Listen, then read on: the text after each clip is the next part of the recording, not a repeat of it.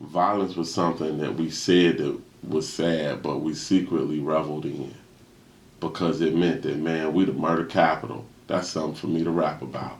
That's something for people in other places to think I'm tough and admire me about. You know what I'm saying? There was an artist that said, man, when my mixtape come out, it's gonna raise the crime rate.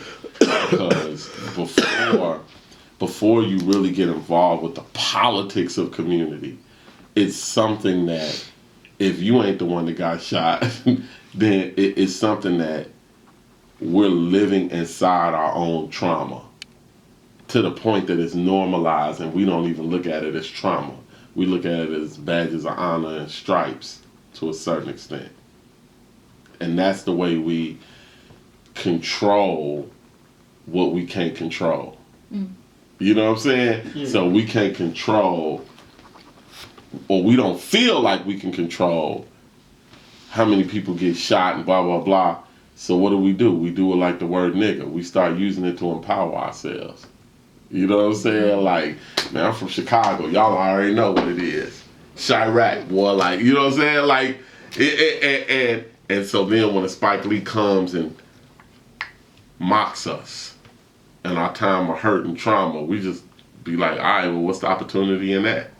Instead of saying, no, you can't do that to us. You know what I mean? That ain't our story. We don't even know what our story is. We trying to make something up because we so hurt living inside of our own trauma. I didn't understand why violence was happening like it was. And I didn't understand. I couldn't visualize solutions. So I just lived in it. I just made it a part of my repertoire, my artistry. You know what I'm saying? It made me look tough when I was in New York, when I was in Atlanta. What you gonna do to me, homie? Like, you know what I'm saying? And so you find in hip hop that that's what we do. You know what I'm saying? We talk about how tough we are, where we from. We get with the guys, nigga. Lil Chino from the 9, you know, all this shit. Like, older people vote, not younger people. Period. Say what you want. You know what I'm saying? Like, when it was time to go get them votes, I realized that most of the senior homes in Chicago are in black neighborhoods. And they lock down senior homes so you can't get to the seniors and like give them your case.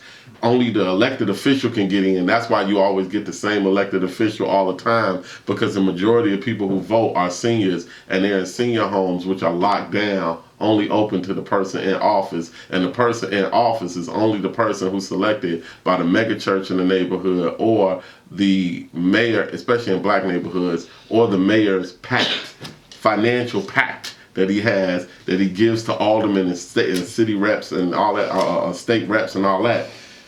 They give them money, and they give them like there'll be a mega church, and you'll find that even though a district or ward has about 50,000 people, the average black ward only averages about 5,000 to 6,000 votes. And most of those 5,000 to 6,000 votes are coming out of the senior homes, which are controlled politically. And so now I got to figure out how to get in the senior homes and talk to our seniors. But I'm viewed as a young candidate, so I still got to engage the youth. But then I figured out what the youth are good for. It's not really voting. Voting, that process was not what the youth wanted to be interested in. It's the process of passion. So you got to use the youth's passion to protest. You have to use the youth to speak to the cameras, to youth don't even realize how they're being used by the system, by people in the system for their passion. But the folly of the youth is that they're not involved in litigation and legislation. You don't see value in that. It's too slow. It's too much of an arduous thing for you. So you rather do the turn up. You know what I'm saying? And so you use youth for the turn up, you use the elderly to vote, but in the midst of both of that, you have to raise money. Now this is usually where black communities mess up, because our money comes from people who don't have our best interests, but will put us in a position of power. You know what I'm saying? So a lot of aldermen, or black aldermen, or what you call rubber stamp aldermen, they can't vote against the mayor or do anything against the mayor, because the mayor is the one that actually gave them the money to run for office and get into office. I was running in the 20th ward. The median income at that time was about $13,000 to about $30,000. It cost $250,000 to run for alderman. I mean, a solid campaign, you need about 200 grand. You know what I'm saying? Where's somebody in a neighborhood that has ideas about how to lead the neighborhood who makes between $13,000 and $30,000? Where they gonna get 200 grand to run for office? That's why the people that run for office in the neighborhood usually ain't from the neighborhood. The ones that win and usually don't represent the neighborhood because they're getting the money from the system. And then